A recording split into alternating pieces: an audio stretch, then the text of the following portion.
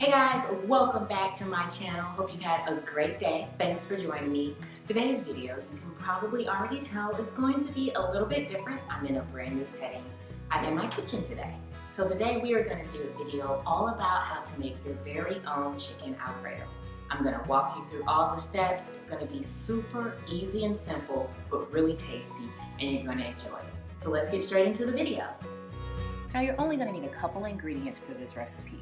1 package of fettuccine noodles, 2 tablespoons of cream cheese, a pint of heavy whipping cream, 1 stick of butter, a half a teaspoon of white pepper, a fourth a teaspoon of salt, 1 cup of fresh Parmesan cheese, an onion, bell pepper, and 1 clove of garlic, and a package of chicken.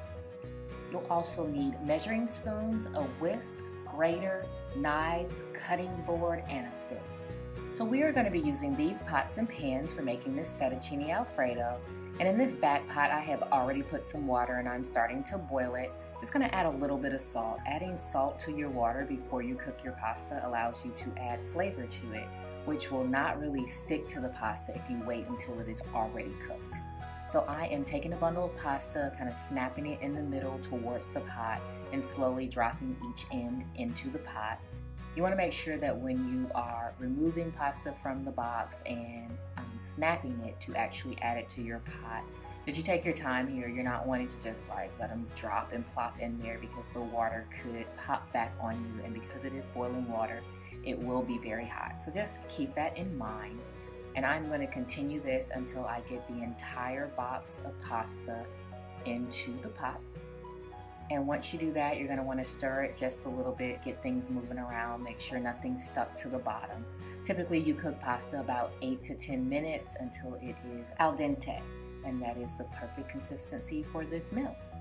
Once that is complete, all I'm going to do here is add that lid back on and allow it to continue to cook.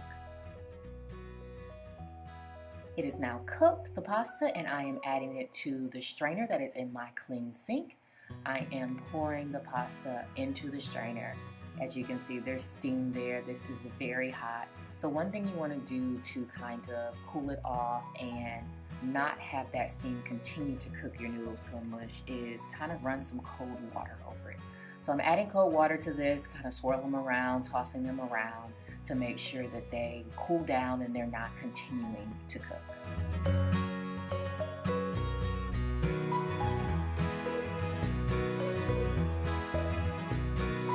I am now going to add those noodles back into the pot. I have a plate under here because I did not want the water to drip onto my floor. But I'm going to try my best here to pour these back into the pot. Some of these did get away from me, so yeah, watch out for that when you're actually putting the noodles back in the pot. But that is going to be the basics. You want to return them to the pot, which the pot is warm, so that will help the noodles maintain their warmth as well.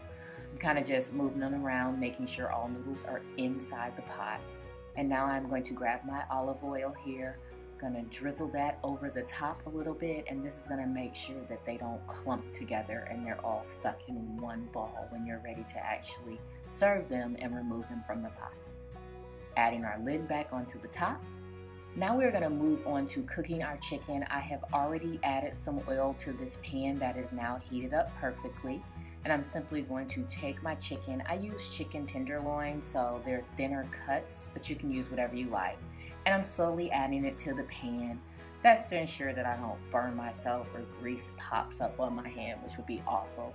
So I could only fit 3 pieces comfortably in this pan at one time. So later on I did cook the 4th piece and I did not show you that, but make sure you have a big enough container, a big enough pan to cook all your chicken at one time to make this more efficient and effective. But I'm just kind of shifting things over here because I can tell that it's going to be tight to get that 3rd piece in, and I am slowly going to add that 3rd piece in as well. So a different angle for you here, excuse my arm, but I am adding some seasoning salt, a little bit of red pepper flakes is what I have going on here. And last but not least is a little bit of garlic powder for some flavor. So each one of these, I kind of eyeballed it, but it should be about 1/4 teaspoon for each side of your chicken. Feel free to use whatever you want. They have seasonings that come blended with everything, so you're only using one. But you know, cooking is all about having fun and kind of freestyling it. So however you want to flavor the chicken is completely up to you. So I'm repeating the seasoning salt again on the back side of the chicken. You've also got those red pepper flakes for a little bit of kick there. And last but not least is that garlic powder that we are going to add, and that will be the very last seasoning that we will add to the chicken. So I have this chicken on a medium heat. You don't want to cook it too quickly because then it won't be cooked in the inside. So on this medium heat, I cook it about 4 minutes on each side. As you can see, there's some pink section there, which means it is not finished. You absolutely need to make sure this chicken is completely cooked. If you have to cut it in the inside to test that theory, please do so. But make sure that you completely cook the chicken and don't just cook it on the outside, which will happen if your heat is very hot. So I have flipped these over and we will cook for another 4 minutes until they are completely done. Now while my chicken is cooking, I'm going to go ahead and grate my Parmesan cheese. I am using my left hand here so that you guys can see I'm actually right-handed, but you probably want to just use your dominant hand, and you're just going to start at the top of the grater and run the block of cheese from the very top to the bottom. So if you've never actually grated your own Parmesan cheese, this is not a hard cheese, but it's definitely not a soft cheese. It's kind of somewhere in between, but having it freshly grated is just going to give you way more flavor than getting something that's been grated and who knows how long it's been sitting out there. So the little triangle of cheese that you saw in the very beginning is 8 ounces. So that is equivalent to how much we need to have a cup of cheese. So I am simply grating this while the chicken is still on the stove, and just kind of rotate the little chunk of cheese until you get everything done, and eventually you'll get down to a small nub. And you'll need to stop at that point because you do not want to continue to grate until you hurt yourself or hit your fingers up against the sharp blades. Once that is complete, I am simply going to set that grated cheese to the side. Now that my chicken is completely cooked, we're going to move on to the onions and peppers. There's about a half an onion in here and a whole bell pepper. Adding a little olive oil over the top so that nothing sticks. But my goal here is to saute these onions down until they are soft. The onions and the peppers down until they're soft. So slow and steady wins the race on this one. I've got my heat on low heat, and we're just gonna slowly let these things kind of simmer, and occasionally I'll stir them around, but really they're gonna kind of just do their own thing. There's not a lot that you're really going to have to do to make this happen, but it is gonna take a little bit of time. There's nothing you can do to rush them. One thing you can do though is add a lid to the top of these, and this will kind of help with the process. You can see we're a little further along here. It's not quite done. I can still feel with the fork that they are a little firmer than I would like them to.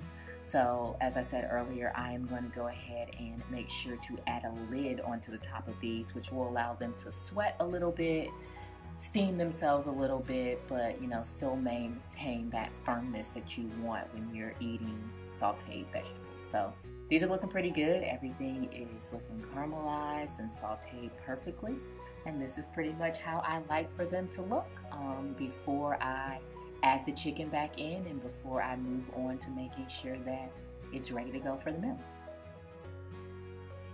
So now this is the cut chicken that I told you about that we cooked earlier. Simply adding that back to the pan. We're going to kind of toss this around a little bit to get some of the flavor from the chicken and some of the flavor from the onions and peppers all mixed in and incorporated into one. So this is pretty easy. I'm just slowly taking my fork here and kind of mixing things around, making sure everything's blended in well and ready to go. But ultimately, we are done with the chicken aspect. Now let's move on to our sauce. So I am adding 1 stick of butter. This is on low heat here. This saucepan is on low heat. The butter is going to slowly melt, but as I am waiting for that to slowly melt, that clove of garlic that we talked about a little bit earlier is about to come into play. So I have already Chop that up, mince that up, and here I am adding it to the pan as well. So we are going to be making sure we incorporate these together, kind of move that butter around to assist it with melting and making sure that everything is blending together. And guys, this smells really great because you can kind of smell the aromas of the garlic as it starts to cook, and it really, really smells great. So if you're looking to cook something that not only tastes great, but kind of leaves your house smelling amazing as well, then this chicken Alfredo pasta is definitely the recipe for you. So everything's melted down, everything's bubbling and looking great. And the next thing we're going to do is add our cream cheese. So we needed 2 tablespoons of that, so I'm simply taking a tablespoon and adding 1 tablespoon of cream cheese here. And I'm going to get 1 more tablespoon of cream cheese and do the exact same thing and add that to that melted butter and garlic mix. Now, I am eyeballing things here. I love to eyeball recipes. I think it makes it more of my personality and add a little bit more, a little bit less. So, feel free to kind of add things that you like to eat. So we're going to fast forward things here, but I'm going to just stir this cream cheese around, kind of help it blend in. You want to make sure that with this Alfredo cream sauce that everything is nice and smooth. So getting these lumps out now and kind of getting that incorporated is going to be key in this sauce. This is the pint of heavy whipping cream that I'm going to go ahead and add to the sauce that we have going. And now I'm going to pull out that whisk that we showed earlier and kind of whisk things together. So this is going to be key to making sure that everything is nice and smooth and incorporated and all blended well, because you don't want to see the separation that we see now where I can see the differentiation between the butter and the milk. So everything's completely smooth here. And now we're going to add the cheese, which is kind of the key to all of this being Alfredo. That is the grated cheese that we actually grated earlier, that Parmesan, and I'm going to continue to use this whisk to whisk everything in. So I did turn the heat down a little bit because we don't want the sauce to boil. We only want it to bubble. So I'm going to continue to whisk it until I can no longer see any of the cheese. Everything is smooth and completely incorporated into the actual sauce. And you want to make sure that you continuously whisk because you also don't want it to burn at the bottom, which would just ruin the entire process. So now we're going to season this, and I'm just tasting to see what it tastes like before I season it. But I needed a little dash of that white pepper and also a little dash of salt. It definitely needed something when I tasted it. And I'm going to continue to whisk that all in. If you have white pepper, that's better. It won't leave you with those like black specks in it. But if you don't, that's completely cool as well. Giving this a little bit more of a whisking, but that is it. That is our sauce, our Alfredo sauce. I've got a plate for you here. We're going to plate things up. Got some tongs. I am adding those fettuccine noodles to this plate. Nice serving here to make sure that everybody is happy and full when they're done. We're going to grab our chicken, bell pepper, and onion mix that we made as well, and we are going to add that to the top. So I'm getting a couple of strips of chicken here, and we're going to put that right on the top.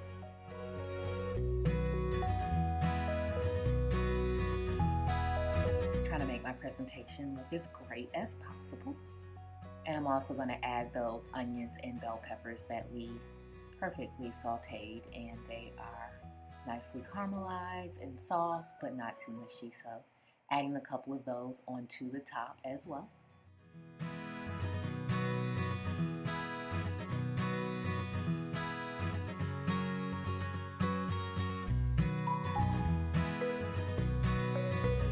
And the last thing that we need to add is that amazing sauce that we made, that Alfredo sauce. So I have got a spoon here, and I'm going to bring that saucepan a little closer to the actual plate and kind of drizzle that over the top. You can kind of decipher how much you like or how much your guests like when it comes to the actual sauce. I'm moving it a little closer here. As you can see, I have spilled some on the edge, but that is a-okay. We're going to go back and we are going to clean that up, so that's not a problem. And I'm actually just going to take a paper towel. I lightly wet that paper towel right on the end. And I'm just going to clean up the spilled Alfredo sauce so everything looks fairly clean and good to go. Last but not least, to top everything off, because it always makes everything look just a little bit better, we're going to add a little parsley, kind of finish it all up and wrap up this chicken Alfredo. So I hope you guys try this and love it. It was definitely delicious. If you go to Italian restaurants or chain restaurants, you can now do it at home. Alright guys, I hope you enjoyed this video, and also can't wait to hear when you try this recipe out for yourself. So make sure to comment down below on some things that you'd be interested in seeing me cook in the future. Speaking of that, make sure to give this video a thumbs up if you enjoyed it. Leave me a comment, and as always, subscribe and click the notification bell so you know the next time that I post on this channel. Thanks so much for joining me. I can't wait to come back and spend time with you guys in my next video, but enjoy the rest of your week, and I'll speak with you soon.